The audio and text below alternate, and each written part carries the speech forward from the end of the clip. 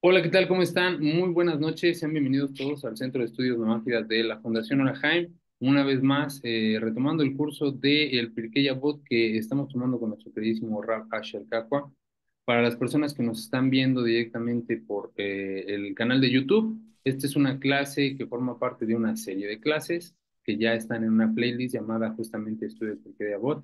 Los invitamos a que vean las clases anteriores para que puedan ir retroalimentándose y viendo cómo se ha ido desarrollando este curso. Para los que están presentes en la sala, como siempre es un gusto que puedan estar con nosotros formando parte de este estudio.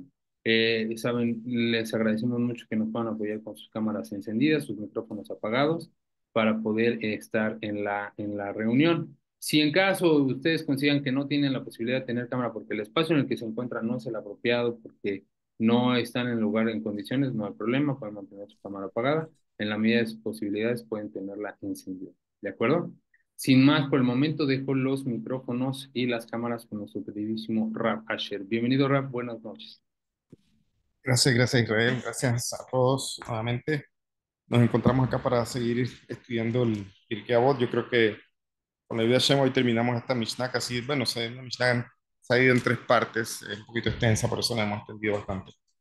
Pero sí, gracias a la Fundación, gracias a todos nuevamente por conectarse, a pesar de que estamos viendo clases bastante separadas cada 15 días, pues siempre los veo muy atentos, por eso. Eh, bueno. Nosotros estamos en la Mishnah estamos en la Mishnah número, ya les digo, en la Mishnah número 10 del capítulo 2. Ya, una Mishnah que como ven es bastante larguita, es como si fueran tres Mishnayot, pero realmente es una que tiene tres partes. Bueno, estamos ya por abordar la última parte de la Mishnah, que dice precisamente, los alumnos de Rabban Yohanan Ben Zakkai enunciaron cada uno tres sentencias. Rabbi Eliezer dijo, considera el honor de tu prójimo como el tuyo propio, no te enfurezca con facilidad, haz penitencia un día antes de tu muerte y caliéntate junto al fuego de los sabios. Pero ten cuidado de no quemarte con sus brasas porque su mordedura es como la de un zorro, su picadura como la del alacrán, su silbido como el del basilisco y todas las palabras se parecen al carbón que arde. Ya. La primera parte de la Mishnah habló de una pregunta que hizo Rabbi Yohanan ben Zakkai a sus alumnos y al final escogía la última respuesta como la que englobaba todas. La segunda, el mismo Rabino Yohanan ben Zakkai hace una pregunta a sus alumnos pareciendo que era contraria, o sea, literalmente la misma pregunta pero en sentido contrario, y también aborda una respuesta que dice que resume todas las otras, ¿ok? Entonces ahora, en la tercera parte de la Mishnah, encontramos a los alumnos de Johann Besakai enunciando precisamente unas sentencias, o sea, unas enseñanzas, unos dictámenes, vamos a decirlo así, en cuanto a lo que tiene que ver con la conducta ética del ser humano. Y vamos a analizar un poco cada una de estas sentencias. Ya, por ejemplo, Rabbi Eliezer dijo, considera el honor de tu prójimo como el suyo propio. Esta es muy evidente, es algo que incluso Rabbi Hillel resume. Él dice que la Torah resumida es, no hagas a tu prójimo lo que no quieras que te hagan a ti, básicamente. Sí, lo demás es explicación, dice él. Entonces, eso es una frase que está en el Talmud, que precisamente la comparte Rabbi Hillel Azakel, ya el anciano.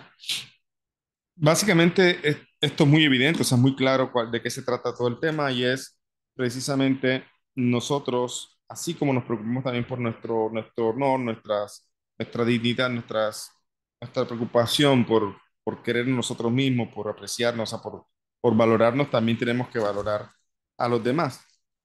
Y, sin embargo, a veces cometemos mucho ese error, sobre todo a veces en estas situaciones, pues hoy día que hay tanta información, tanta cosa globalizada, etcétera, y a veces se incurre en hablar mal del prójimo para exaltarse uno. O sea, hay gente que puede exaltarse a sí mismo de diferentes formas, pero hay gente que habla mal del otro para subir él, ¿ya?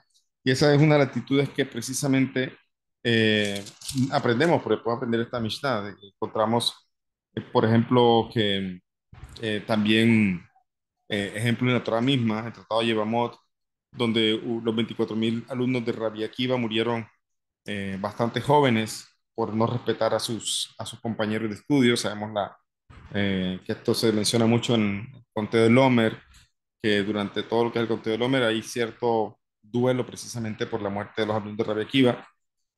Y, y cuentan los sabios que es por eso, porque no respetaban el honor del otro. Y vemos entonces la consecuencia de esta situación.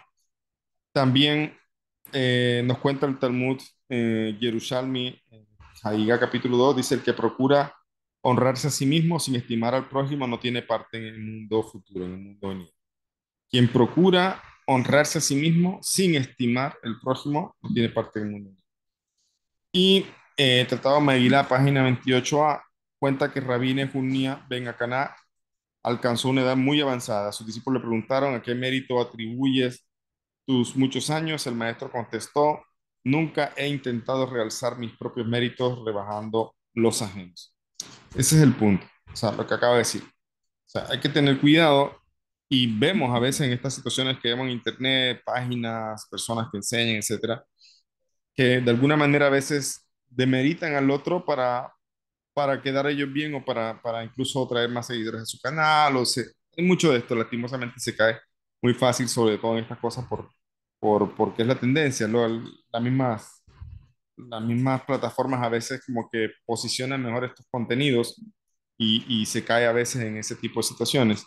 Hay que tener mucho cuidado, o sea, cada quien tiene sus cosas positivas también y también tenemos cosas negativas, pero entonces no es bueno que para quedar bien yo esté rebajando a otra persona, esté precisamente quitándole su honor. Eso básicamente es el resumen de esta primera parte. Ahora, nos viene a hablar la segunda sentencia que dice, no te enfurezcas con facilidad. Justo esta tarde estábamos hablando en una clase de otro libro que estamos estudiando, de eso, de la ira, justo estamos hablando de eso, entonces todo mi Shaman coincidió, hace una hora estábamos hablando de este rasgo precisamente de carácter de lo que es el fuego, que el fuego calienta, nos puede abrigar, pero también puede consumir todo a su paso. Entonces, el fuego es el elemento que está relacionado con la ira. O más bien, la ira está relacionada con el elemento fuego. ¿Ya? Entonces, aquí dice, el sabio de la Mishnah dice: no te enfurezcas con facilidad. O sea, hay que tener claro la expresión. ¿Por qué? Porque a veces es muy difícil no enfurecerse, va primero. Y segundo, vamos a ver veces en que es bueno enfurecerse. Ya, es bueno enfurecerse. Y lo vamos a ver en ejemplos, con ejemplos de la Torah. Pero el punto es que cuando a veces luchamos contra esta cualidad, este mal rasgo de carácter, por lo menos no te enfurezca con facilidad. Es decir, trata de poner control. Eso es básicamente lo que nos dice el sabio. Dice que el deber del hombre que el hombre tiene para consigo mismo es de dominar sus pasiones. Ahora, ya hablamos también que ese no es el objetivo. El objetivo es dominar las pasiones, o corregir nuestras cualidades, o refinar nuestro carácter. Es un gran paso para poder llegar al segundo paso, que es poder entonces apegarse al Creador y recibir precisamente todo el bien que Él tiene que prodigarnos. En otras palabras, construir recipiente para que precisamente Él pueda darnos ese bien que Él ansía darnos, pero que depende también de nuestro trabajo personal. Ese es el objetivo de los mitzvot, dice Rambam. El objetivo de los mitzvot es el refinamiento de carácter. También el Rebbe, el rabino Rebbe Lubavitch, habla precisamente de las 7 leyes no ágiles también como 7 leyes que están diseñadas, por decirlo así, para el refinamiento del carácter de no judío. Entonces, aquel que no ha aceptado las 7 leyes o que no le interesa o que no cree en eso, pues va a ser muy difícil el refinamiento adecuado de sus cualidades hasta que no precisamente no integre la conciencia divina. Eso es lo que Raman también habla en Hijos de Ot, de que el trabajo de dominar las pasiones o refinamiento del carácter es precisamente una de las cosas importantes que el hombre tiene que hacer aquí. Y una de las pasiones más fuertes y desenfrenadas es precisamente la cólera, la ira. Ya, nuestros sabios en Shabbat 105b le aplican el siguiente versículo que está dicho allá en el Salmo 81:10 que dice, y no habrá en ti ningún Dios extraño. ¿Ya? ¿Cuál es el Dios extraño que mora en el corazón del hombre? Se refiere a la ira. ¿Ya? La pasión, por eso los sabios enseñan, el que rasga sus vestiduras en un momento de ira, considéralo como un idólatra, pues se inclina ante su instinto y se deja gobernar por él. Aquí aprovecho para hacer una pausa, porque hay gente que ha entendido, creo yo, un poco mal esta enseñanza que está escrita aquí, lo estamos leyendo de los sabios, y está dicho allá con respecto a este pasú que dice, no habrá un Dios extraño dentro de ti, entonces habla que la idolatría está relacionada, o que el enojo, la ira, es como si fuera un ídolo. La pausa es para especificar, porque a veces cuando estudiamos las leyes no ágidas y sabemos que tenemos una con respecto a la prohibición de idolatría, la gente a veces ha entendido que enojarse realmente es como ser idólatra, o sea, como transgredir esa prohibición de idolatría. Y lo estamos viendo aquí que habla precisamente el que rasga sus vestiduras en un momento de ira, considéralo como un idólatra. Pero las palabras son importantes. Aquí no dice considéralo un idólatra, dice considéralo como un idólatra. Entonces hay que entender que cuando hablamos de alajá, el contexto es alajá, pues una persona que se enoja, seguro que no está bien, pero no podemos decir que está transgrediendo el precepto de idolatría, ya, el precepto de no idolatrar. O sea, por eso hay que tener en cuenta los contextos en los que se hablan las cosas. Si es una clase de alajá, yo siempre hago esa aclaración porque ya me han hecho esa pregunta y la pregunta que me han hecho es como entendiendo realmente como si enojarse fuera tal cual como inclinarse ante un ídolo y no es realmente así. Acá estamos en una clase de musar, una clase de ética, una clase de conducta. Acá se está enseñando, se está comparando ese aspecto de enojarse como si fuera idolatría, como si fuera. ¿Por qué? Porque la idolatría precisamente consiste en adorar a un Dios extraño, ¿ya? Entonces, aquí lo extraño es esa manera en que esa mala cualidad se está expresando en la persona. Además que, como dice aquí, eh, la persona se inclina ante su instinto y se deja gobernar por él. ¿Ya? La persona sucumbe, como quien dice, o sea, no lucha contra sus pasiones, sino que al final se deja dominar por la ira y es como si sucumbiera ante este ídolo, pero por eso dice aquí, el que se deja arrastrar y dominar por su furor, se hace daño sobre todo a sí mismo, como dicen nuestros sabios en Nedarín, dice el hombre colérico sufre los peores tormentos y perjudica su propia salud. Entonces, es eso, o sea, no es idolatría mamash, como decimos, idolatría tal cual, pero se puede aprender de lo que es la idolatría y encontramos que hay una relación con esta actitud, esta mala cualidad de enojarse, eh, porque la persona está sucumbiendo a sus pasiones, no está dominando sus pasiones. Además, que muchas veces el enojo, como decíamos también esta tarde, el enojo tiene que ver es porque yo quiero hacer mi voluntad y no me salen como yo quiero, no hacen lo que yo digo. Entonces es una forma de ego, ¿sí me entiende? Una forma de orgullo, como hablamos. Entonces se parece precisamente a idolatrar, se parece. No es idolatría, no es que una persona que se enoja entonces merece la pena de muerte como se hacía antes por la idolatría, no es eso. Se aprende de allí. Pero hay algo importante y es que la ira, como veíamos también, afecta sí o sí, termina afectando la salud de la persona, ¿ya? Y como está dicho acá, en el Salmo 10:4 dice, el inicuo por la altivez de su rostro no busca a Dios, todos sus pensamientos son que no hay Dios. El que se abandona a la ira pierde su sabiduría, como dice el versículo en Coelet, pues la ira descansa en el regazo del necio, lo cual significa que los necios se irritan con facilidad. Entonces, esto es una de las cosas que no es simplemente un consejo, sí está dicho en el Talmud en diferentes partes que hay varias cosas que causan olvido a la persona. Ahora, olvido de que no se refiere a olvido pues de cosas cotidianas que se le olvidan a uno, No, se refiere a olvido respecto a lo que tiene que ver con su vínculo con el creador, o sea, con su estudio de Torah. Se le olvidan cosas. La persona que se dejó llevar de la ira es como una explosión y después viene un proceso a veces, si la persona todavía está en la lucha, viene un proceso de caída, un proceso de me siento mal, un proceso de qué dije, por qué dije tal cual cosa, un proceso incluso a veces un poquito de depresión por arrepentimiento. Y eso precisamente se puede transformar en un ciclo si la persona no maneja todas estas cosas, sino busca por lo menos controlarlo. Por eso es que el sabio dice, no te enfurezcas con facilidad. Es decir, lucha contra eso. Hay personas eh, o sea, cada persona es distinta. Hay personas muy tranquilas, la verdad, muy tranquilas, muy tranquilas. En verdad me sorprende. Mi esposa, por ejemplo, es una persona muy tranquila. Mi esposa, desde que estoy casado con ella, yo la he visto si acaso 3 veces enojada. Cuando la veo enojada, yo me pongo serio, porque en verdad es muy poco, muy raro verla enojada. Yo la admiro por eso, tiene una paciencia, tiene... Entonces, de seguro ya no tiene una lucha en eso, pero tendrá lucha en otras cosas. Entonces, cada ser humano tiene luchas en una cosa y otros tienen, somos distintos. O sea, cada quien tiene luchas distintas.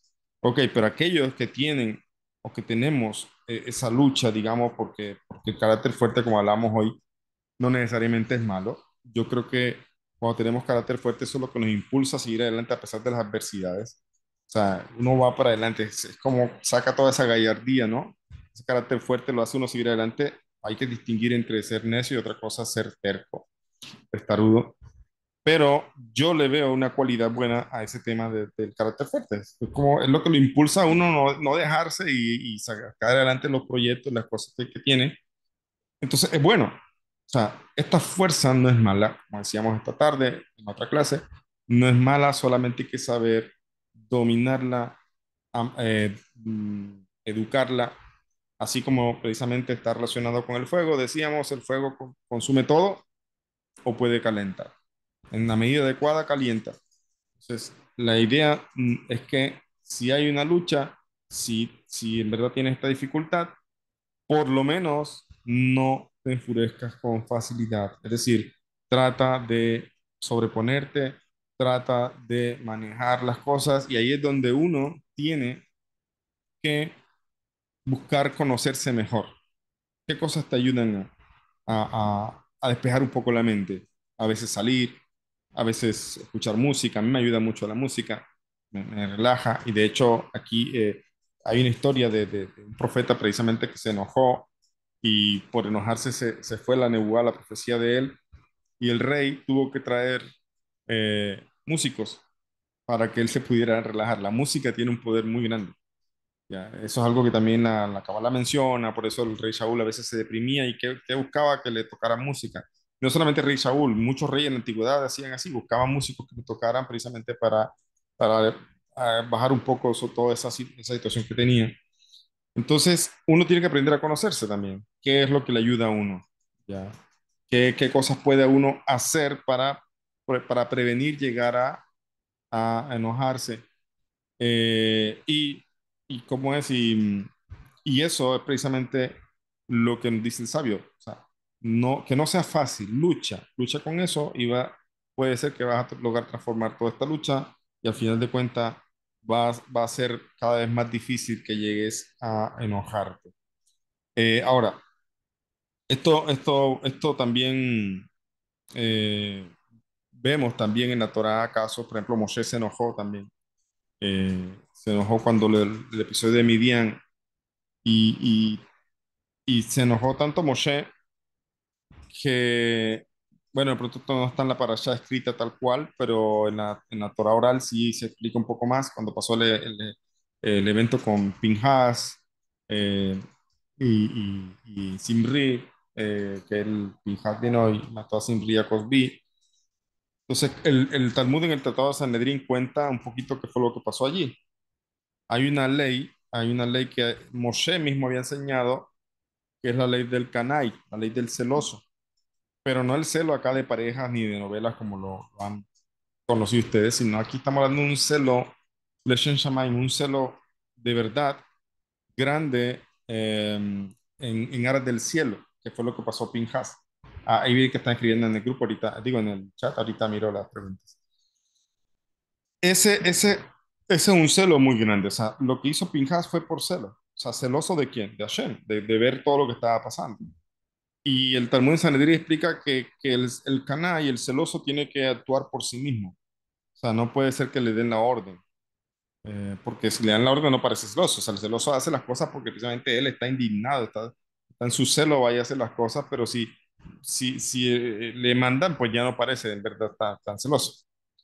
Y, y entonces, ante esta situación que viene Simri, toma Cosby y la lleva a la tienda frente a todo el pueblo, a tener intimidad frente a todo el pueblo, Pinhas mira a Moshe y le dice, maestro, pero y lo que nos enseñaste sobre el canal, si vas a permitir estas cosas. ¿Y qué dijo Moshe? Moshe dijo que aquel que recuerde la halajá que la cumpla. ¿Ya? ¿Por qué dice eso? O sea, porque a Moshe se le había olvidado la halajá. ¿Ya? ¿Cómo así que se le había olvidado? Pues sí, pero él no se acordaba. Por eso el alumno le dijo, maestro, ¿y lo que nos enseñaste? Y Moshe no le dijo, ok, ves, hazlo. No, no podía hacer eso porque eso invalida al canal, invalida al celoso. Le dijo fue, ok, aquel que recuerde la halajá que la cumpla, eso dijo Moshe. Entonces los sabios explican precisamente que la furia de Moshe, que era Leshen Shammai, ya no era una furia precisamente, es como el enojo del Sadik. Sadik también llega a aborrecer, dice el Tania, las cosas ajenas a la mitzvot, a las cosas ajenas a la santidad. Las aborrece, las odia, dice el Tania. Entonces Moshe se enojó. Ok, ese es un enojo que fue Leshen Shammai, que fue justificado, un enojo, pero, pero de todas maneras fue enojo. ¿Y qué causó eso? Que se le olvidara a Moshe la halajá. Y eso es lo que dicen los sabios. O sea, el enojo produce olvido de las cosas e incluso de lo que uno estudia es como si tocara empezar de nuevo. O sea, la persona que está en el camino electoral, la persona que está luchando por ser cada día mejor, piénsenlo para ustedes, no tienen que decirlo aquí, pero cuando hay ese enojo, se siente como que se perdió algo, como que perdí el avance que tenía, como que me toca otra vez empezar. Ya, se siente eso, y eso no es casualidad. Es precisamente porque, es tal cual lo que dicen los sabios, eso provoca olvido. Es como que, bueno, perdiste la batalla. Ok, afortunadamente existe siempre la Teshuvah y afortunadamente es allí donde ese carácter que tenemos debería hacernos levantarnos de nuevo y que, ok, voy a luchar, no me va a pasar más esto. Esa es una de las cosas que está claro allí. También tenemos, por ejemplo, lo que decía del profeta Eliseo, que también se molestó y fue que y estaba justificado su molestia, pero igual no podía tener nebuasi, no podía tener profecía. Y por eso el rey eh, buscó precisamente músicos para que le ayudaran a que se calmara un poco. Eh, Ahora dice acá, asimismo nuestros sabios cuentan que el hombre propenso a la ira es considerado por Dios incapaz de asumir funciones importantes, aunque éstas le hayan sido destinadas antes de manifestarse su pasión. Porque su pasión se refiere a esa ira, al enojo. A veces, a veces la persona puede dar un giro. O sea, en verdad puede decirse, "Hombre, yo nunca he tenido este problema, ahora ¿por qué me está pasando esto? Siempre he sido tranquilo, siempre he sido tal cosa". Bueno, hay situaciones en la vida que a veces detonan esto que estaba ahí dormido. ¿Ya? Situaciones difíciles, etcétera. O sea, cosas que a veces hacen que se despierte esa cualidad que estaba ahí dormida. Pero Hashem mismo nos enseña de que estas personas son las personas propensas a la ira. Una cosa es enojarse también, otra cosa es la ira. Son incapaces de asumir funciones importantes. Imagínense, de hecho ha habido casos en la historia de reyes, por ejemplo, que por su ira mandan a hacer cosas simplemente porque tenían toda la autoridad de hacerlas. Entonces no es una persona que está liderando, una persona que está en puesto importante es la que más tiene que tratar de controlarlas, sobre todo en las situaciones difíciles. Tiene que tomarse las cosas con calma, tiene que ver eh, de otra forma las cosas y pensar lo que haya que hacer con cabeza fría, dice uno. Entonces, pero un ejemplo de esto es cuando Hashem precisamente consideró que ya Shaul no podía seguir siendo rey y envió a Shemuel a la casa de Ishai a buscar el próximo rey. En la casa de Ishai va a encontrar a quien yo he escogido para ser rey. Y él fue allá y conoció todos los hijos, excepto pues a David, que no lo habían traído ante él, pero conoció a uno de los hermanos de David, que era llamado, segundo, mm, se me olvidó, Eliab. Y, y Eliab tenía muy buena apariencia, se veía fuerte, se veía bien puesto, se veía que parecía ser el rey. Entonces dice Shemuel, dice, este es el que Hashem ha escogido. Y Hashem le dijo, no, no es la persona que yo, no te fijes en lo externo, no es la persona que yo escogí. Ahora, explican los sabios en el Talmud, ¿a qué se refiere esto? No te fijes en lo externo, explican que Eliab era propenso a enojarse, propenso a la ira. Y a pesar de que de pronto esa pasión, no se, o sea, esa dificultad, esa mala cualidad no se había despertado en él, Hashem conocía. Y le dijo, no, esta persona no puede ser. Tal vez, y se no sabe, tal vez hubiera podido ser él, pero por esta cualidad no podía ser rey. Entonces, una persona que tiene esta dificultad, en verdad, no puede manejar altas presiones o trabajar bajo presión, etcétera. O sea, va a ser explosivo todo el tema. Entonces, ahora, decía yo también? Eso va en la fuerza de la persona, en la esencia. Significa que puede cambiarlo. La persona, eso que dice mucha gente a veces, yo soy así, en medio del enojo dice yo soy así, no, no es más que una mentira para sí mismo. No es así. O sea, simplemente no está queriendo aceptar un trabajo personal que tiene que hacer. Pero toda persona tiene no solamente la responsabilidad, sino la capacidad de cambiar incluso el enojo puede entonces redirigirse de una manera, el enojo no, la fuerza, esta fuerza grande puede redirigirse a un crecimiento hacia uno mismo en un crecimiento personal. También tenemos que es preciso reprimir la cólera aunque esté justificada. Y con más razón si es injusta, pero no siempre es posible. Ya, o sea, a veces no es siempre posible poder controlar las cosas.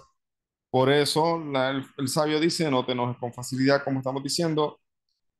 Cuando te enfurezcas, no dice no te enfurezcas, sino no te enfurezcas con facilidad. Cuando están en juego ciertos principios hay que enfurecerse. Cuando están en juego ciertos principios hay que enfurecerse. Y ese es el punto. El que es sabio va a saber precisamente hacer las cosas. ¿Va? No siempre esa actitud mansa es lo más adecuado. Ya, hay momentos que uno tiene que sacar su carácter, ya, y así poner las cosas en su sitio. Y hay que hacer las cosas así. Incluso se puede llegar a un punto en que el enojo no es más, o sea, esta expresión de poner carácter y hablar las cosas así no es más que algo externo, pero el corazón está tranquilo. Ya, se puede llegar a ese punto, que es lo ideal. Lo ideal es como que dice, bueno, aquí tengo que poner carácter, pero por dentro yo no estoy hirviendo de ira. Pero a veces se necesita precisamente enfurecerse o, como decía, mostrar carácter.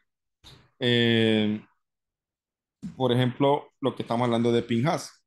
Estaba indignado, estaba enfurecido Pinhas por lo que estaba pasando. Y, y allí, pues, tenía toda la razón. O sea, era de cierta forma un enojo eh, del lado correcto, vamos a decirlo así.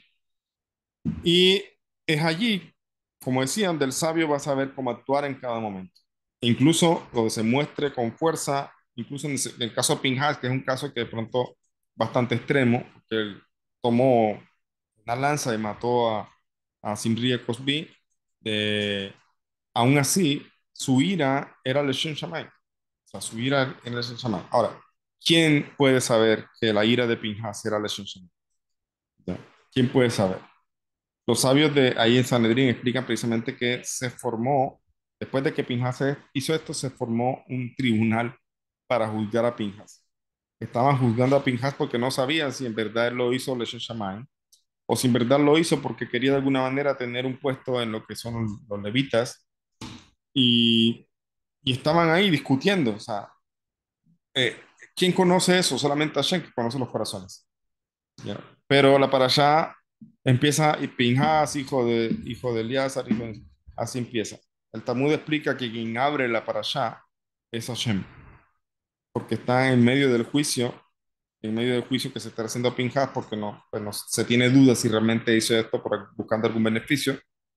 Y Hashem mismo sale en defensa de Pinhas y dice, Pinhas, hijo de Eleazar, él mismo detiene el juicio. Hasta ahí llegó el juicio.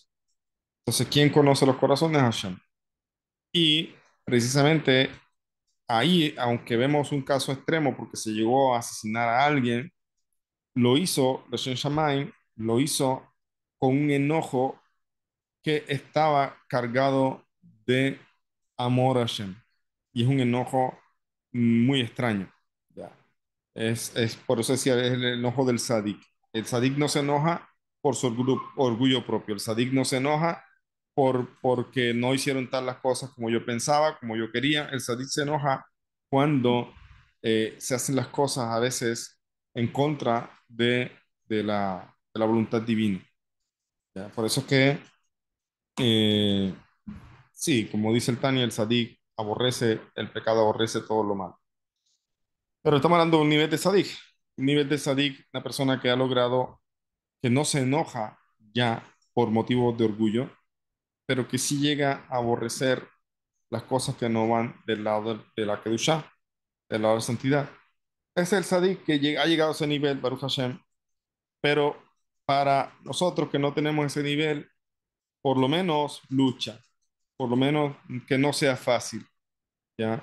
Y uno también siente como cuando uno como que se está cargando un poco, entonces ahí uno tiene, si se acuerda de esta Mishnah, tomar carta en el asunto y hacer algo que evite que uno termine eh, explotando en furia o algo así.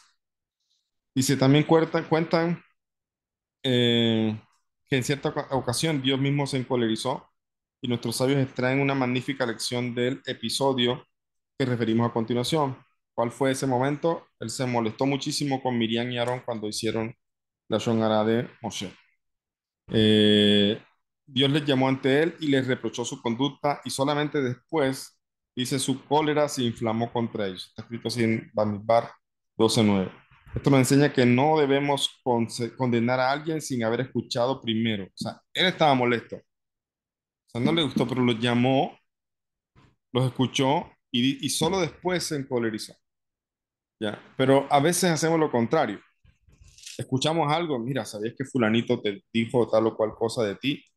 Y se encoleriza la persona, ni siquiera averiguó si es verdad o no, se deja llevar del chisme. Entonces, eh, esa es justo lo contrario de lo que está Hashem enseñándonos aquí. Hashem se molestó, ya, pero aún así habló con ellos y después se encolerizó, o sea, le regañó, le reprendió con bastante molestia por lo que habían hecho con Moshe. Si Dios lo sabe, que lo sabe todo, actúa de esta manera, con más razón nosotros los hombres que solemos ser víctimas de ilusiones. Es decir, si Hashem lo sabía todo, lo sabe todo, no tenía por qué indagar nada, debió juzgar inmediatamente. Entonces, si Él que lo sabe todo, toma ese tiempo, pues también cuanto más nosotros que no conocemos los corazones de las personas y podemos entonces ser cuidadosos y lentos para la ira, tal cual como es una cualidad de Él. También está escrito que una cualidad de Hashem es ser lento para la ira. Deme un segundito. Ya. Un segundito, regreso.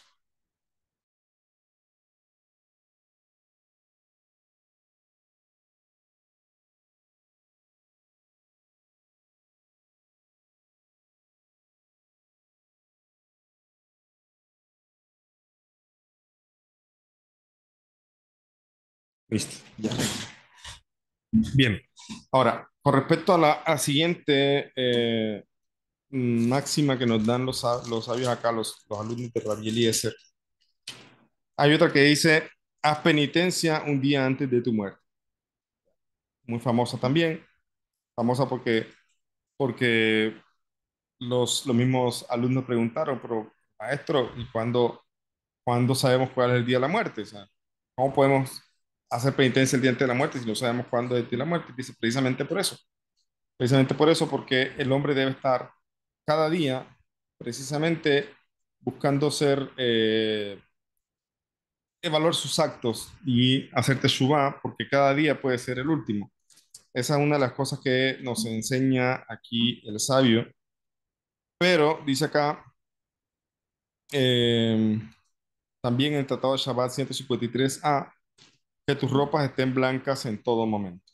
O sea, procurar llegar a un momento, o sea, es un trabajo personal, siempre. Siempre estamos en la lucha, siempre estamos en las dificultades, a veces por momentos nos equivocamos, estamos en la lucha, pero nos equivocamos, pero bueno, eso es el trabajo. De hecho, el Tania explica que se llama abodá. O sea, cuando la persona está luchando con sus cualidades y no peca, pero está luchando, eso se llama abodá, se llama servicio a Hashem. ¿Ya? Entonces, la lucha que se tiene es parte del servicio ¿ya? Que tenemos que hacer a Hashem. O sea que ese trabajo personal de corregirnos, ese trabajo personal de refinar nuestro carácter es nuestra responsabilidad y también eso es llamado a bodá, servicio. Y por eso mismo, eh, la persona, como no sabe cuándo es el día de su muerte, debe estar precisamente atento, mantener sus ropas limpias cada momento. Es decir, procurando no equivocarse, ya procurando hacer las cosas bien y en el caso que llegue a pasar, pues por lo menos corregir las cosas rápido, porque si una persona supiera precisamente cuándo es el día de su muerte, va a tratar de dejar todo saldado, todo tranquilo, todo acomodado. O sea, a eso se refiere el tema de mantener tus ropas blancas en todo momento. Ahora, esto puede tener una visión de un lado y del otro. Vamos a ver.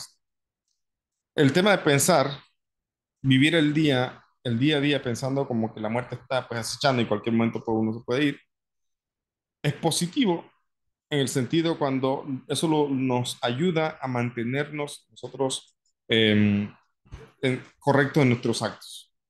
¿Ya? Lo pensaríamos, si una persona supiera que el día de mañana va a morir y le proponen un negocio donde va a robar a otra persona, no lo haría, o sea, sabiendo que ya al día siguiente va a irse a rendir cuentas. ¿Ya? Por eso se refiere, piensa acá en eh, como si fuera el día de tu muerte.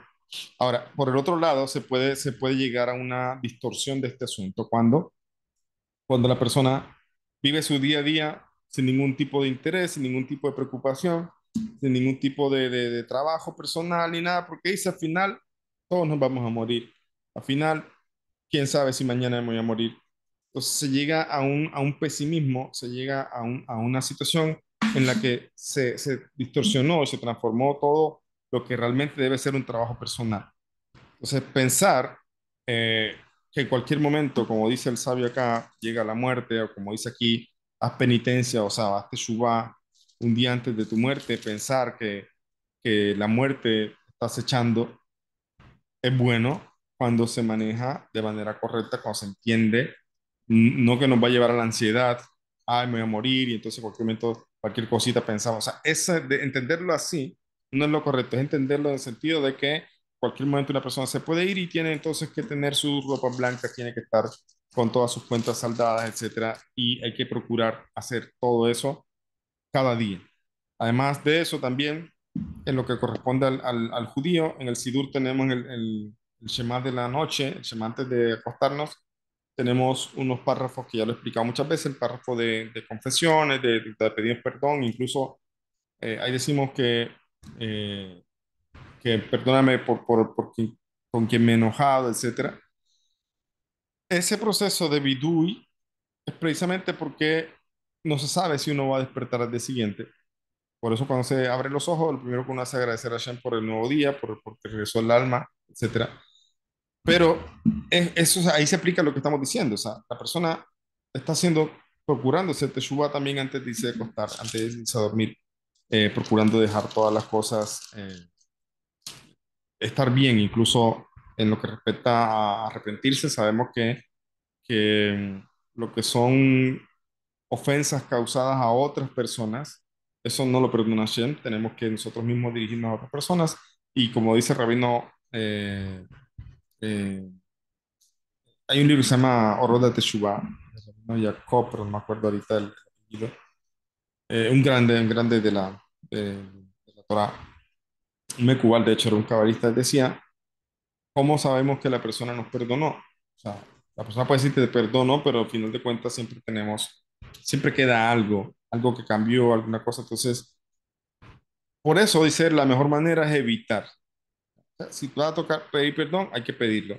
Pero es allí donde dice mantén, donde estamos diciendo acá, mantén tu ropa blanca todo el día. Esto no solamente con lo que respecta hacia nuestra obligación con el Creador, sino también nuestra obligación con el prójimo. Procurar también ser cuidadosos con lo que decimos, con lo que pensamos, con lo que hablamos. Eso es mina Hasidut, es costumbre de Hasidut, ser muy cuidadoso con lo que, o sea, pensar antes de... Eso es una de las cosas que dice. Y con respecto a otra enseñanza que nos trae acá, es caliéntate con, segundo, es aquí, caliéntate con el fuego, perdón, dice así, haz penitencia, o sea, te suba un día antes de tu muerte y caliéntate junto al fuego de los sabios. Pero ten cuidado de no quemarte con su brasa, porque su mordedura es como la de un zorro, su picadura como la del alacrán, su silbido como el del basilisco, y todas sus palabras se parecen al carbón que arde. Entonces, esta es la última parte de la Mishnah y con esto terminamos esta Mishnah que nos ha tomado varias clases para avanzar a la Mishnah número 11. ¿Qué podemos decir entonces con respecto a esta parte de caliéntate con el fuego de los sabios? Pero también dice por otro lado, resumidas palabras, pero no te acerques mucho porque quema. Ya, eso es. ¿Qué quiere decir esto? ¿Qué quiere decir esto? Dice aquí con respecto a caliéntate, dice algunos comentaristas opinan que esta frase al final de la Mishnah no es parte integrante de las tres sentencias de Rabbi Eliezer, que Rabbi Eliezer repetía a lo largo de sus años. Eh, Piensan que se trata de un consejo que formuló al final de su vida y que solo entonces lo añadieron nuestros sabios por la misma. Nuestros sabios cuentan que cuentan en Baba Metzia que Rabbi Eliezer había sido proscrito con sus discípulos, por sus condiscípulos, y que volvieron a admitirle entre ellos poco después, poco antes de su muerte. Cuando él expresó su arrepentimiento y de haber reñido con ellos.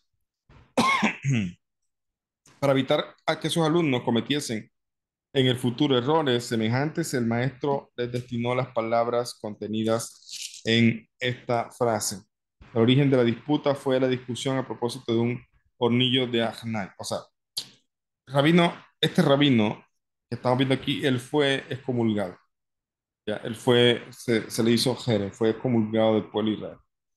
Y él al final de sus días se acercan a él, así lo cuenta el Tratado de Sanedrín, y incluso como estaba excomulgado, se tenía que sentar lejos de él. No pueden, una persona está excomulgada, se mantiene a una distancia, etcétera. Son leyes distintas. Y él en ese momento, una de las cosas que le enseñó fue eso, ya. Por una disputa que hubo de un horno, donde ya lo creo que lo hemos contado muchas veces, un horno si discutía si era kosher o no, y él expresó que a través de milagros, por decirlo así, que tenía la razón. Incluso Dios mismo, de una voz del cielo, o sea, Dios mismo dijo, sí, es así como dice Rabbi Eliezer, y los sabios se levantaron, porque estaban en contra de Rabbi Eliezer en su opinión, se levantaron y dijeron, Hashem, tú entregaste la Torah a la tierra, ya la Torah no está en el cielo, así que nosotros acá dictaminamos que está prohibido y así se queda. Así dijeron los sabios, así le respondieron a Hashem.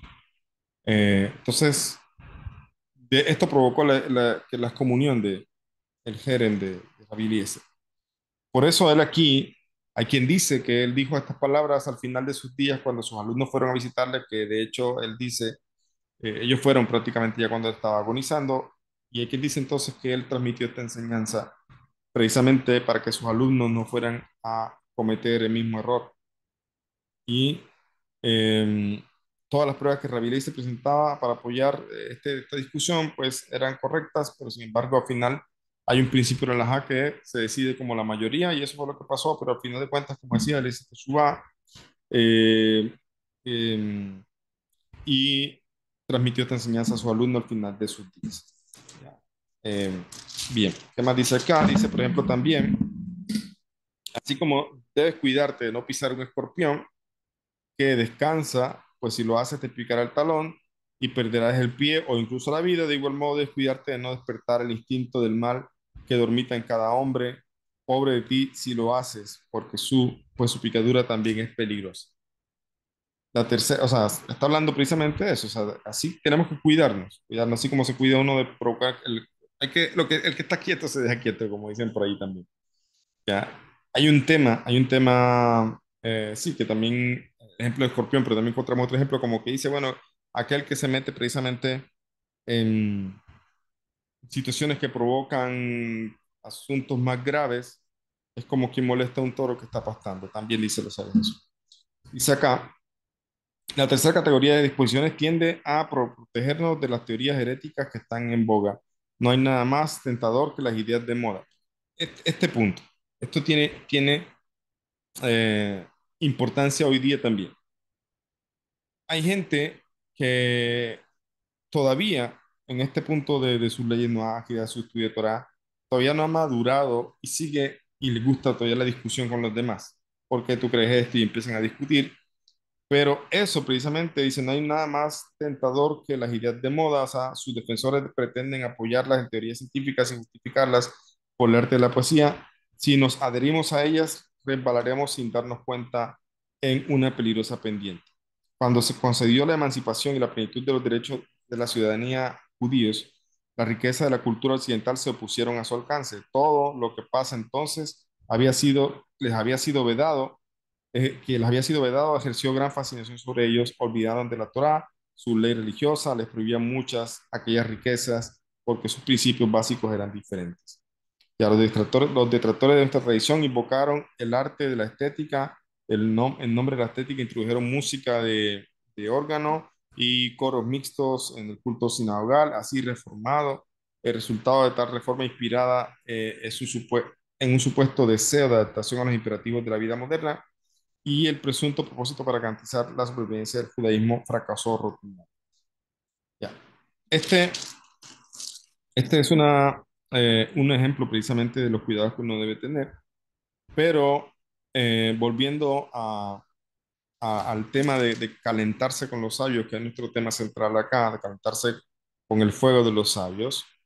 Eh, segundo, dice aquí precisamente que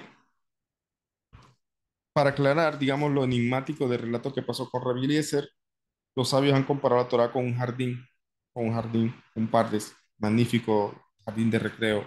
Las cuatro letras de la palabra pardes aluden a cada uno de los diferentes tipos de interpretación que le pueden aplicar, que son ya las conocemos, Pesha, Remesh, Drash, Sot. Cuando Rabbi Akiva llegó a su maestro, que Rabbi Akiva era alumno de Rabbi Eliezer, el sabio de la Mishnah, eh, cuando Rabbi Akiva le llevó a su maestro la noticia de su prescripción, las lágrimas corrieron en los ojos del Rabbi Eliezer, las aceitunas se pudrieron, el trigo, la cebada, la masa esperaban su cocción, también se echaron a perder. Las aceitunas sufrieron las consecuencias de que Rabbi Eliezer, el gran maestro de Israel, se viera excluido de la enseñanza. Esto significa que el conocimiento de la Torá está comparado con el aceite que se extrae de la oliva. En cuanto a la flor de la harina, simboliza aquí los talmidei Jajamín. Los alumnos ya no podrían surtirse en las inagotables provisiones del saber del gran maestro. ¿A qué se refiere esto cuando él fue excomulgado? O sea, fue un dolor para ellos, entonces, como quien dice, se cerró esta fuente de conocimiento aquí para nosotros. La gran masa del pueblo que se parece a la cebada o al centeno también resultó perjudicada. Incluso el pan amasado se echó a perder y los estudios de los discípulos que los discípulos habían empezado a correr no pudieron ser llevados a cabo porque las relaciones directas vivas con el maestro se habían cortado. En el Tratado Sanedrín 68a, los sabios cuentan que poco antes de morir, Rabbi Eliezer lamentó la interrupción de su actividad didáctica, o sea, su enseñanza. Rabbi Yoshua y sus colegas anularon entonces la decisión de exclusión. Fue probablemente en aquel momento cuando Rabbi Eliezer pronunció la frase final de nuestra Mishnah. O sea, le quitaron el jeren, le quitaron la excomunión que tenía en los momentos previos a su muerte. Y fue entonces ahí cuando Rabbi Eliezer dijo esta parte de la Mishnah que dice, para poner en guardia contra la ofuscación de la disputa, dice, es preciso someterse a la mayoría. Y así fue como añadió esta sentencia en las anteriores que él solía tener como divisa. En ella, Rabbi Eliezer admite que ninguna autoridad puede intervenir en contra de una halajá decidida unánimemente por los sabios de Israel. Todas sus palabras son como las brasas que arden. Las disposiciones halágicas que puedan parecernos más triviales o insignificantes proceden también de la llama que nos ha sido entregada en lo alto del Sinaí para alumbrar y calentar el mundo. O sea, resumen, el sabio se opuso con razón, porque la Torah tiene 70 facetas, él lo que estaba diciendo no era mentira, él tenía su razón de ser y su justificación de la disputa lógica que tenía, pero hay un principio en la Torah en lo que corresponde a decisiones lógicas que dice que vamos según la mayoría. ¿Ya? Esa es la halajá. Si tengo un sabio que dice esto y tengo cuatro sabios que dicen y también en otra cosa, deben seguir la opinión de la mayoría de los cuatro sabios. ¿Ya? Así se debe aceptar. En todo el Talmud se habla mucho de Rabbi Meir, por ejemplo, discusiones halajicas. La halajá era como Rabbi Meir, pero nunca quedó así. La mayoría de las veces no quedó como Rabbi Meir, quedó como la mayoría de los otros sabios que están discutiendo. Eso tiene toda su explicación, etcétera. Pero Rabbi Meir aceptaba eso. Ahora, acá encontramos a Rabbi Eliezer que se opuso, digamos, y eso le causó Jerem. Toda su vida estuvo comulgado, eso causó que sus alumnos no podían acercarse a él, eso causó que no podían aprender más de él, etcétera, etcétera. Pero al final le quitaron su Jerem en sus últimos momentos de vida y entonces él pronunció esta enseñanza que dice, caliéntate fue con el fuego de los sabios, dice, pero ten cuidado de no quemarte con sus brasas. Es decir, tenemos que ir según la mayoría. Tenemos que aceptar lo que diga la halajá. Es decir, hay gente que le gusta estudiar Torah, hay gente que le gusta estudiar Torah, no hay gente que le gusta muchísimo las clases de Torah, pero cuando le dicen esto está prohibido para ti, no les gusta. Ya, no les gusta, no les gusta. Entonces, eh, quieren adaptar las cosas a su manera. Entonces, cuando estudian las leyes no ágidas y van estudiando cosas, van encontrando que hay cosas que no pueden hacer ni siquiera voluntariamente, a veces no les gusta. Entonces, y si la persona entre comillas, se revela a estos dictámenes halágicos, cuando digo se revela me refiero a que hace lo que quiere, sin importar de que ya escuchó de que eso está mal. Entonces dice aquí el sabio, ten cuidado de quemarte ya con su brasa, porque su mordedura es como la de un zorro. Es decir, esto tiene su consecuencia. Así como yo me opuse a la opinión que ellos decían, esto me costó todo este sufrimiento. Y incluso él dijo en su momento de vida, su momento de últimos momentos de vida, dijo, en este momento se cierra un Sefer Torah, dice él. O sea, una de las cosas que se lamentó él es de toda la Torah que pudo haber enseñado a sus alumnos y no pudo, porque en el momento que los comulgaron, ellos tenían prohibido aprender de él. ¿Ya? Entonces él dice, pude enseñarles muchísimo más y en este momento me voy con eso a la tumba. Y en este momento se cierra un Sefer Torah.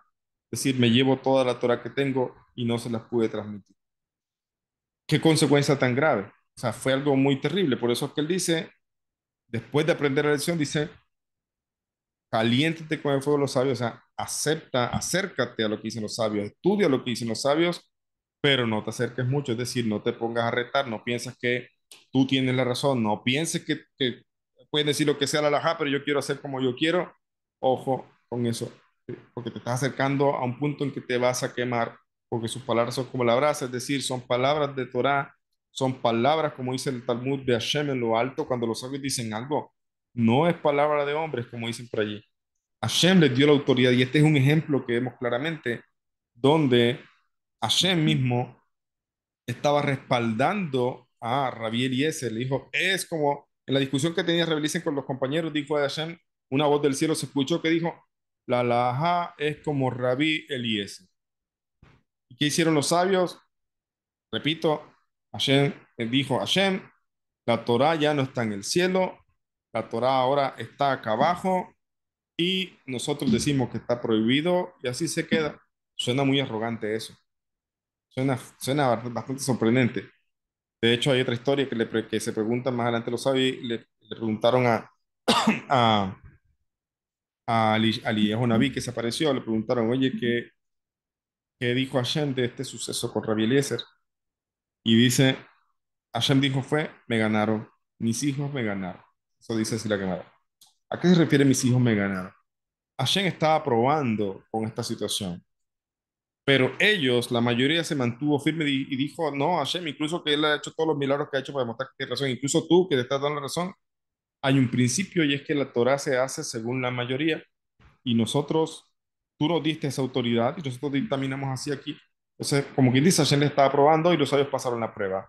Entonces, cuando se decreta algo aquí, los sabios, y no me refiero a cualquier rabino que dé clases por allí, ni siquiera yo tengo esa autoridad. Estamos hablando de los poskim de Israel. Cuando dictaminan algo, eso es aceptado en el cielo.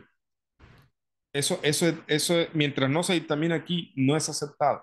Pero cuando aquí se acepta algo, ahí arriba también se acepta, se escribe. Como el tema de los conversos también. O sea, cuando la persona se convierte, eh, eh, cuando lo hace de manera correcta, como tiene que ser, según la halajá y se de las cosas bien, es aceptado en el cielo. O sea, arriba se le acepta como converso. ¿Ya? Mientras no sea así, va a estar en una duda, tanto aquí arriba, tanto aquí abajo como allá arriba. O sea, está en un safek, no hay cosa peor que esa. Es mejor no ser judío que estar en un safek. Hacer una conversión dudosa, eso es peor, eso es terrible. ¿Ya? Entonces, pues la persona juega a que me gusta la Torah, o sea, me estoy calentando con el fuego con el fuego de la Torah, pero después digo, quiero hacer las cosas de manera, ojo, te puedes quemar con el fuego de los sabios. Es decir, esto va a tener su consecuencia. Tal vez, no enseguida, pero Hashem juzga porque Hashem mismo le dio la fuerza a los sabios para dictaminar a tal punto que lo que ellos decidan aquí, allá arriba lo aceptan. No es al revés. No es que allá de allá lo decidieron y acá aceptamos. No, no es así. Es al revés. Cuando aquí se establece que el celular en Shabbat está prohibido para judíos, cuando aquí se dictaminó que las luces LED, si bien no son igual que encender fuego, está prohibido para judíos, así se aceptó en el cielo. ¿Ya? Así se aceptó. Entonces, aquí se decreta y allá se acepta. Entonces, ese es el punto. Y cuando en el camino de los no ágiles encontramos todas las leyes que también están dispuestas y se explica qué cosas no pueden hacer, tengan presente que eso también está decretado por los sabios y también está firmado arriba, por decirlo así, y no es algo en lo que uno pueda hacer lo que uno le parece.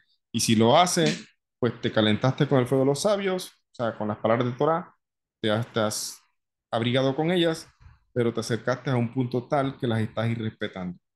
A ese punto va a haber una consecuencia. ¿Ok? Ahí terminamos entonces la Mishnah de, del capítulo, la Mishnah número 10, perdón. Y voy a dejar aquí, vamos a empezar ya para la próxima clase la Mishnah número 11 del capítulo 2. Si tienen alguna pregunta, algún comentario, pues adelante. Muchas gracias, Rap. Tenemos ahí levantada la mano del estimado Moisés. Adelante, estimado. Sí, Muy buenas noches, Rap. Buenas noches a todo el sí, buenas querido grupo. noches. Me llamó mucho la atención lo último, Rap, que mencionó. Eh, Nunca lo Ujú, había visto así. Siempre lo veía, por lo menos, que, como mencionaba, prohibición del teléfono, nada, por mencionar algo. Simplemente ujú, ya era una expresión, pero renovada de lo que ya el cielo decretó. ujú. Por lo Sí. menos, eh, encender fuego, como mencionaba, no es lo mismo encender una chispa, una llama, que prender un LED. Pero Ujú. me gustó bastante eso, o sea, verle otro sentido Claro, a claro, la porque misma ley. el tema es que hay leyes de la Torá, hay leyes que los sabios dictaminaron, pero no lo hicieron con su justificación y más no están agregando nada. O sea, hay misbot de Rabanán y hay misbot de la Torá. Una persona no puede despreciar los misbot de Rabanán porque dice, no, eso no está escrito. Entonces, sí, eso es algo importante, esos decretos rabínicos. Ajá. Muchas gracias. Muy bien, Sí, Rap. ok, bueno. Estimada Alicia, adelante.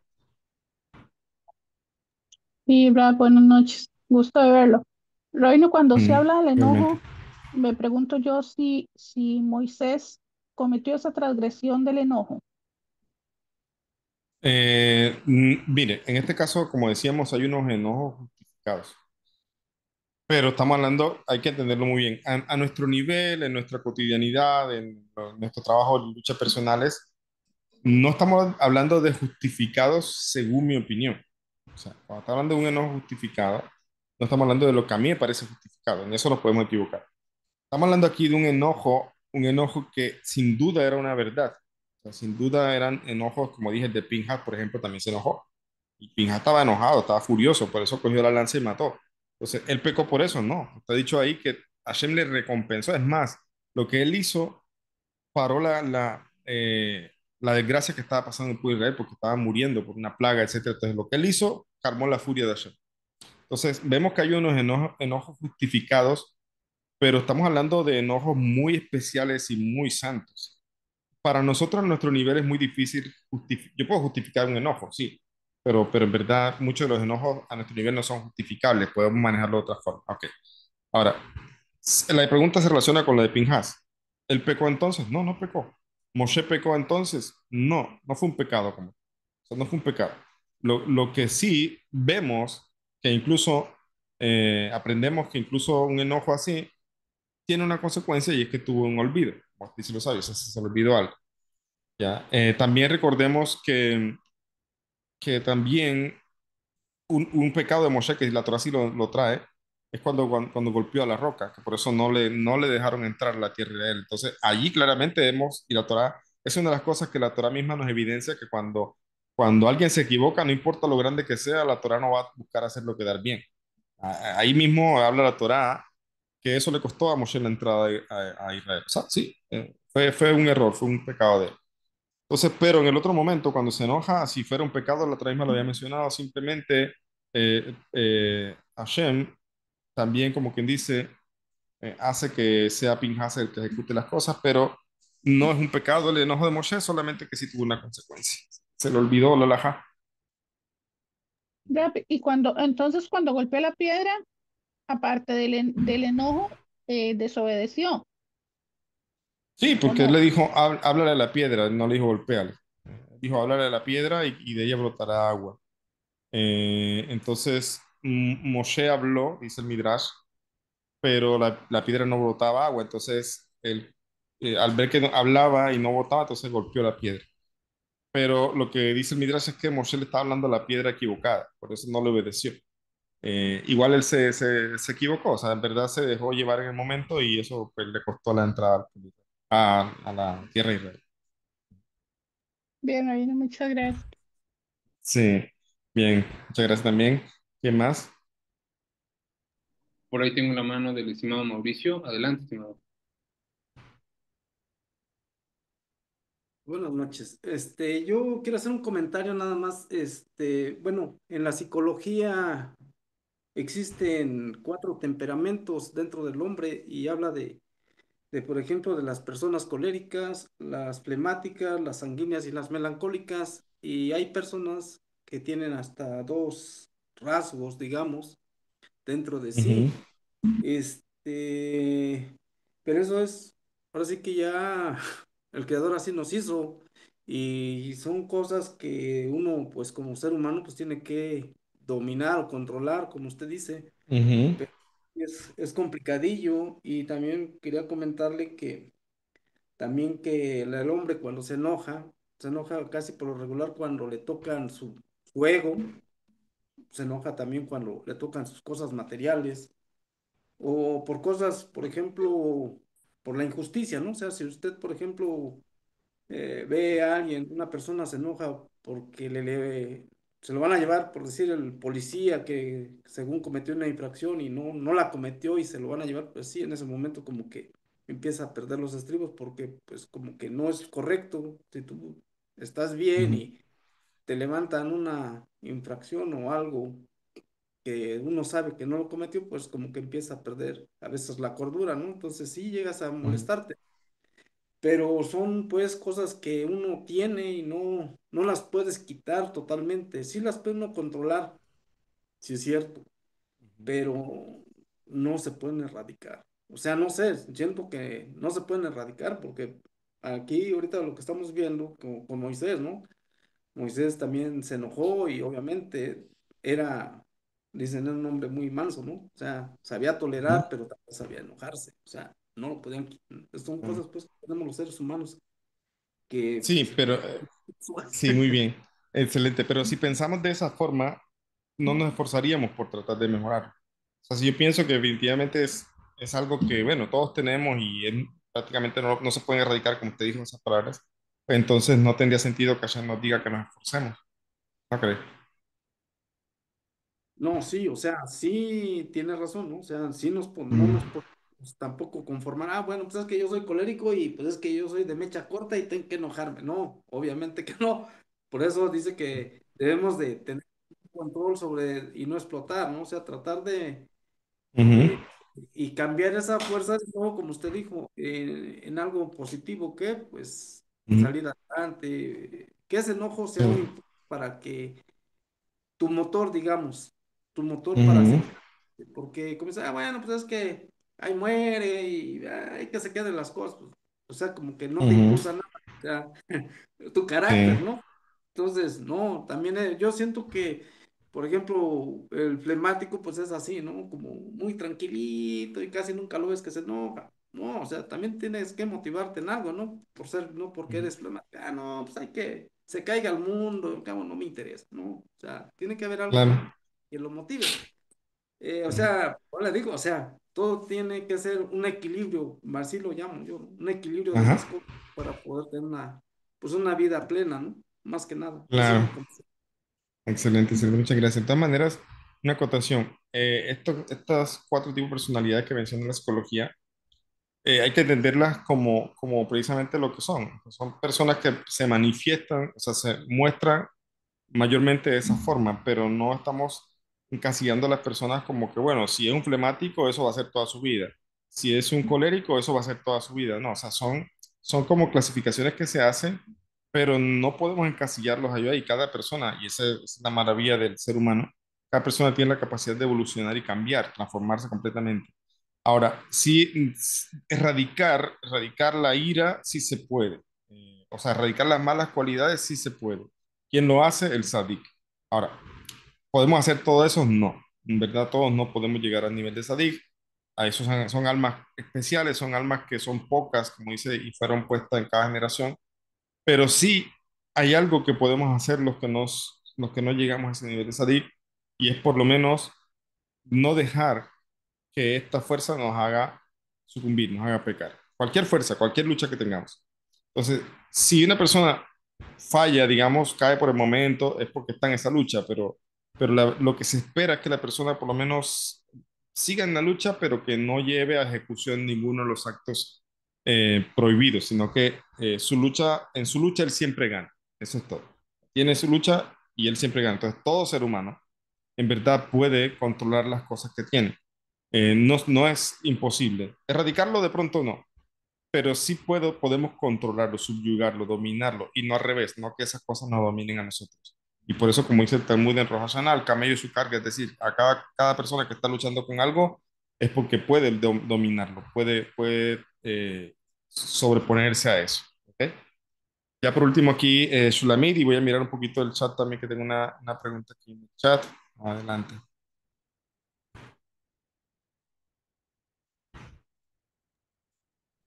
Adelante, Bendiciones Shulamit. bendiciones Ah, a ok. todos. ¿Me escuchan? Sí, ahora sí. Sí. Bueno, mire, yo quería hacer un comentario. Yo a diario leo los salmos y ahora en este salmo que usted mencionó, el 81:10, me había parecido extraño y se me había olvidado comentarlo. Pero ahora que usted lo mencionó, qué bueno que lo leí porque me llama mucho la atención que en varias partes de los salmos aquí se describe como Dios con minúscula, sin abreviación, o sea, Ujú, claramente está, uno lo, lo relaciona con un tema, por lo menos yo con la idolatría, con ese Dios idólatra, por lo menos yo así lo veo cuando lo veo escrito así en este salmo. Yo no sé si en todos los libros de salmo yo tengo el Teilim ujú, y me aparece así. Entonces la otra vez yo dije, oh, Sí, y ahora que usted lo mencionó, quería que usted me confirmara a qué se debe o me aclarara más bien a qué se debe eso, Ahí, si ahí- no ahí se dice está ahí. exactamente lo que dice, que no se haya en ti un Dios extraño, ¿cierto? Exacto, sí, Pues exactamente por lo mismo que estamos hablando de, no de Dios, o sea, no de Hashem, el único y verdadero, estamos hablando de un Dios extraño, algo que no es Hashem. Por esa razón, sí, obviamente, como usted dice, tal cual, está relacionado con idolatría, por eso la distinción en la escritura. Claro que sí, así es. Muy buen punto, buen detalle. Bien, bueno, voy a mirar aquí, tengo en el chat, dice aquí Patricia Andrade. La ira y la obstinación es algo que tenemos arraigados de jóvenes, no solamente eso. Tenemos, dice Rashi en Bereshit, lo vimos de la Torah misma, lo dice. Dice que desde la Parashá Noah, dice desde joven los pensamientos del hombre son torcidos, son desviados.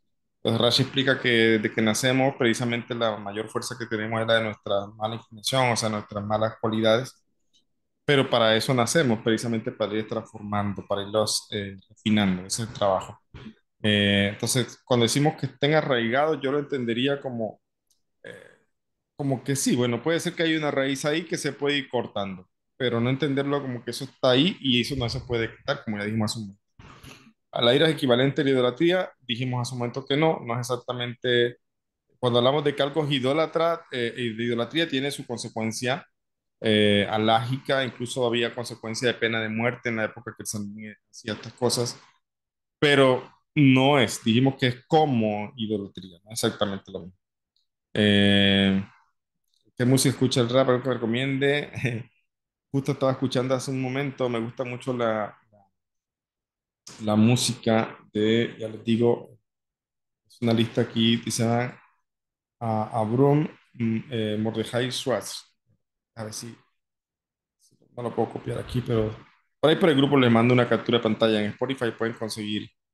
Es una música bastante tranquilizante, es música, son melodías hasídicas cantadas en Yiddish, pero sí son, me gusta mucho.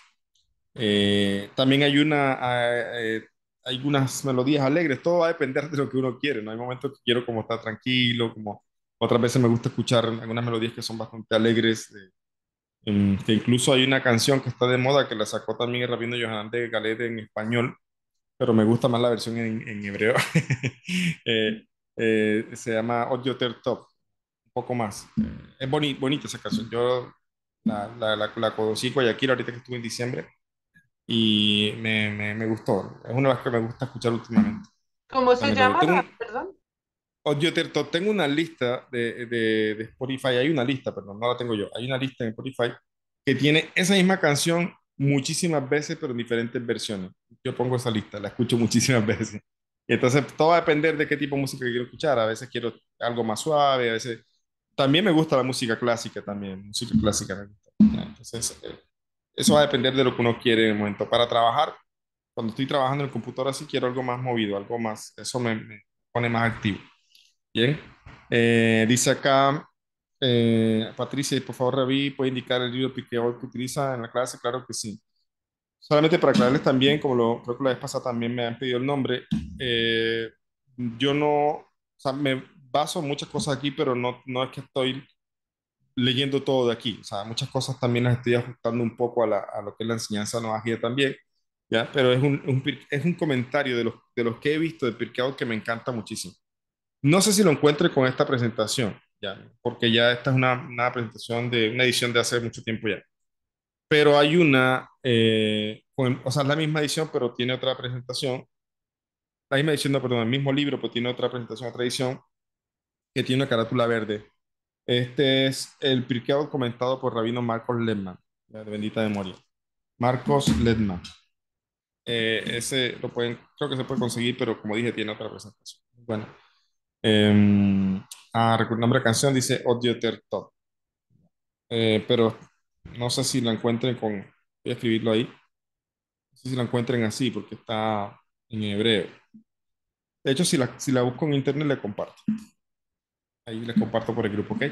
Listo, chicos, les deseo una bonita noche. Muchísimas gracias por las preguntas, por este espacio siempre muy, muy, muy ameno, muy, muy nutritivo. Gracias a la Fundación también por el espacio.